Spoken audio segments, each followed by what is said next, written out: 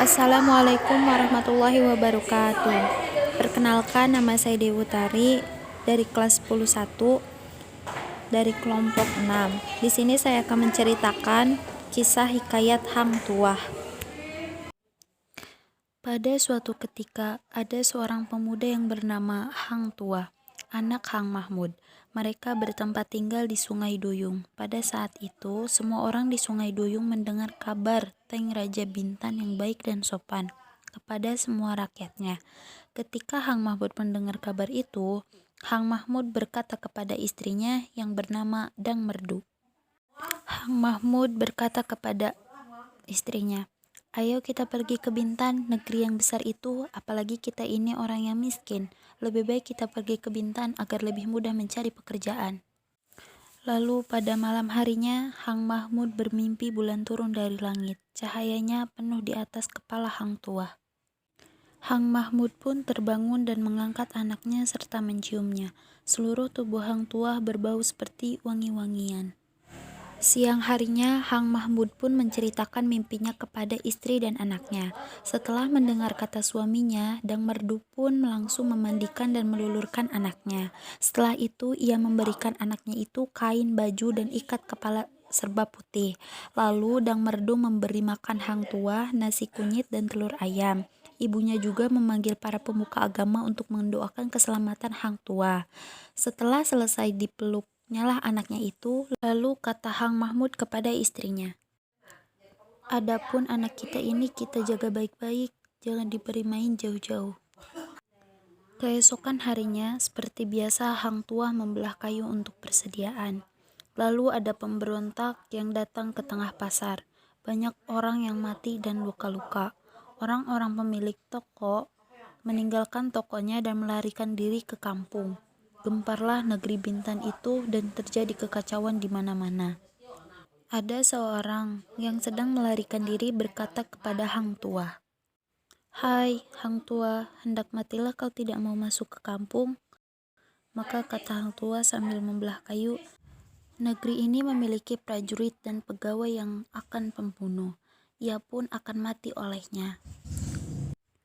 Waktu ia sedang berbicara, ibunya melihat bahwa pemberontakan itu menuju Hang Tuah sambil menghenuskan kerisnya. Maka ibunya berteriak dari atas toko. Katanya, "Hai anakku, cepat lari ke atas toko." Hang Tuah mendengarkan kata ibunya. Ia pun langsung bangkit berdiri dan memegang kampaknya menunggu amarah pemberontak itu. Pemberontak itu datang ke hadapan Hang Tuah lalu menikamnya bertubi-tubi. Maka Hang Tuah pun melompat dan mengelak dari tikaman orang itu. Hang Tuah lalu mengayunkan kampaknya kepada orang itu, lalu terbelahlah kepala orang itu dan mati. Maka kata seorang anak yang menyaksikannya, "Dia akan menjadi perwira besar di tanah Melayu ini." Terdengarlah berita itu oleh keempat kawannya, Hang Jebat, Hang Kesturi, Hang Lekir, dan Hang Lekui. Mereka pun langsung berlari-lari mendapatkan Hang Tuah. Hang Jebat dan Hang Kesturi bertanya kepadanya, "Apakah benar engkau membunuh pemberontak dengan kampak?" Hang Tuah pun tersenyum dan menjawab, "Pemberontak itu tidak pantas dibunuh dengan keris, melainkan dengan kampak dan kayu." Kemudian karena kejadian itu, Baginda Raja sangat mensyukuri adanya sang Hang Tuah. Jika ia tidak datang ke istana, pasti ia akan dipanggil oleh sang raja.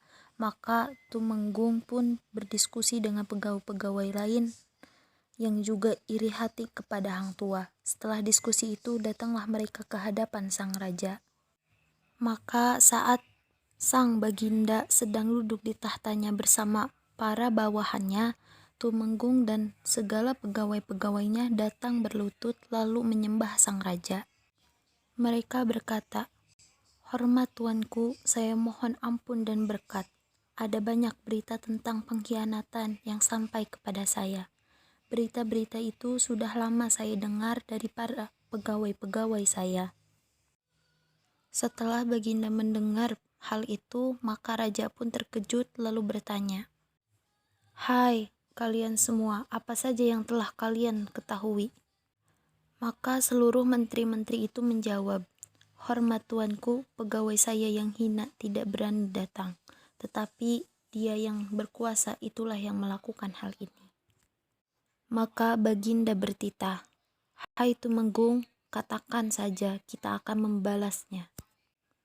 Maka Tumenggung menjawab, "Hormat tuanku, saya mohon ampun dan berkat. Untuk datang saja hamba takut, karena yang melakukan hal itu..."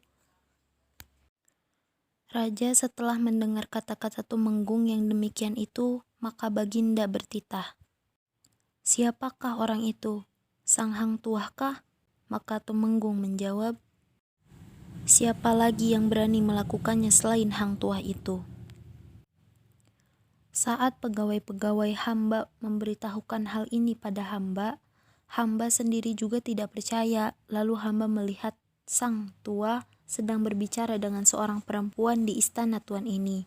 Perempuan tersebut bernama Dang Setia. Hamba takut ia melakukan sesuatu pada perempuan itu, maka hamba dengan dikawal datang untuk mengawasi mereka. Setelah Baginda mendengar hal itu, murkalah ia sampai mukanya berwarna merah padam. Lalu ia bertitah kepada para pegawai yang berhati jahat itu, "Pergilah, singkirkanlah si durhaka itu." Maka Hang Tuah pun tidak pernah terdengar lagi di dalam negeri itu. Tetapi si Tuah tidak mati, karena si Tuah itu perwira besar. Apalagi dia menjadi wali Allah. Kabarnya sekarang Hang Tuah berada di puncak dulu Sungai Perak. Di sana ia duduk menjadi raja segala Batak dan orang utan. Sekarang pun raja ingin bertemu dengan seseorang, lalu ditanyainya orang itu dan ia berkata, "Tidaklah Tuan, ingin mempunyai istri?" Lalu jawabannya, "Saya tidak ingin mempunyai istri lagi."